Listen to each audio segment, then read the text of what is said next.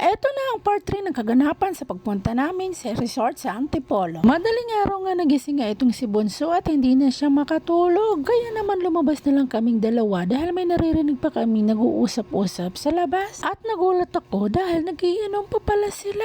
Wala pa silang tulog, duro-diretso ang inom nila. Ang titibay, diba? Ako hindi ko kaya yan. Kayo, kaya nyo ba? What? Maliban lang sa kapatid ko dahil hindi naman sasanay uminom. At nung lumiwanag nga ay lumabas kami para bumili ng kape. At yan yung basketball court nila at hindi ko alam kung pwedeng maglaro yung mga guest. At dito pala yung tindahan nila. At tulad ng inaasahan sa mga tindahan sa mga ganitong lugar ay mahal ang presyo dahil biruin nyo, bumili ako ng isang Milo at isang Skyflex, 12 lang naman ang bawat isa. O diba? At ito naman sa medyo may taas na kayang mag-accommodate ng 50 person. Kaya kung marami kayo ay caring-carry yan. Dahil tapos na kami bumili ay babalik na tayo at magkakape na kami.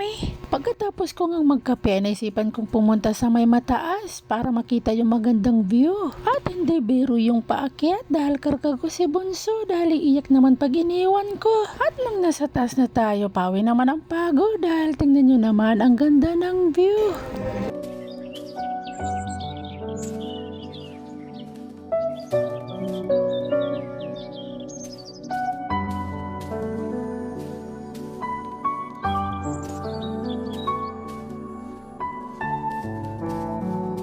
Mula dito ay natatanaw ko nga yung makapal na uso kaya sinom ko mukhang nasusunog ata yan. Ang ganda nga ditong tumambay dahil kitang-kita mo yung buong Metro Manila at yung mga magtataas ang mga building. At dito naman tayo sa kanilang view. Di ka pwede kayo din ditong tumambay, magpicture-picture. O diba? At ito ang makikita mong view dito sa kanilang view. Dik, o diba? Ang ganda. Tumambay nga kami dito ni Bunso pero hindi lang nagtagal dahil umiiyak na. Eto na nga, pababa na nga kami at karga-karga ko nga si Bunso. Sa totoo lang nangangalay na ang aking braso dahil ayaw naman magpababa ni Bunso.